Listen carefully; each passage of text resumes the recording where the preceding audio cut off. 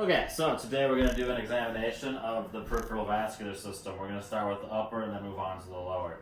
So to start off with, we're just going to be looking for tropic differences between both sides of the arms. We're going to make sure that we can see both of the arms, which is good here.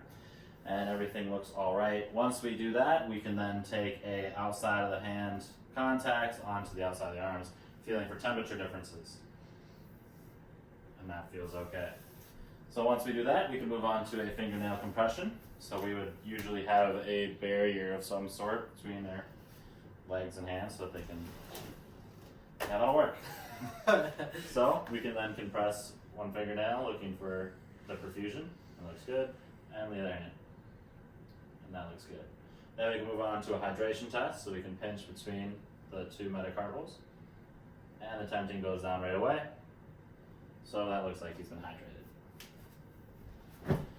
Once we do the tenting for the hydration test, we can then move on to the pulses. So we can start by bilaterally feeling with our fingertips for the radial pulse. And they feel the same, looking for rate, rhythm, and strength. And then we can move on to the ulnar pulse. Those feel good. And then we can move on to the brachial pulse, which is just medial to the bicipital tendon. And you can just keep your arms relaxed. And those feel good. So once we do that, we can move on to palpation. We can look at the trochlear lymph node, which is just down here by the elbow. And I don't feel that, which is good. And I don't feel that one, which is good. So then we can move on to the axillary lymph nodes. So we'd be looking for the anterior lymph node, the lateral lymph node, posterior lymph node, and the medial lymph node. And we could do that on the other side. So once we go through the lymph nodes, we can move on to Allen's test. And this, I would have my patient put their arm up and then squeeze your hand in and out for me. And I would occlude both the ulnar and radial pulse, looking for that color to come back with release of the ulnar, and then I could do the same thing with the radial and see the color come back. And that would conclude our upper vascular test.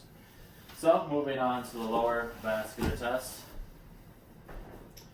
we can look at hypertrophy again, checking for any differences side to side. We can then do a outside of the hand contact, feeling for temperature differences, which feels the same. And we can then move on to looking at a compression test, so we can compress the nail and looking for that perfusion. Same thing on the other side. Looks good. And then we can start looking for edema. So we're going to be looking for pitting edema, so we're just going to put a little bit of pressure on top of the foot, the dorsal aspect, right behind the malleolus, right below it, and then onto the tibia. And those all look good. And if we see any other edema, we can also go and push on that as well, checking for pitting edema. So once we've gone through all the edema, we can move on to the pulses. So we're going to be looking at dorsalis pedis pulse, which is going to be just lateral to the extensor tendon of the great toe, and comparing bilaterally. And those feel okay.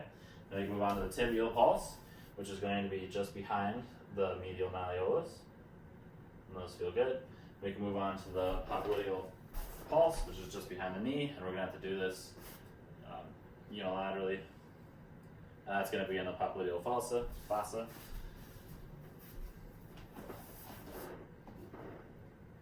And that all feels good. And then we can move on to the femoral pulse.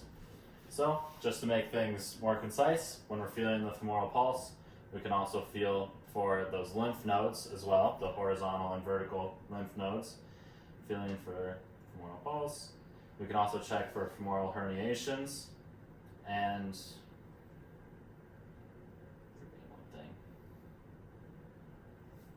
but now that we've done that, we can move on to our other special tests besides checking for the femoral pulses, or for femoral herniations. We're going to move on to Homan's test. So this is where we're going to abduct the leg, and then we're going to dorsiflex the ankle, and at the same time, I'm going to pinch the back of the calf. Any pain with that? No. Nope. Do the other side. Dorsiflex the foot, squeeze the calf. Any pain with that? No. And that would be a good sign, so there's a negative for Homans. The next test would be putting the leg elevation test, putting it on the knee, and then I'll just have you pedal your feet back and forth for me. And we're looking for the color to leave their feet.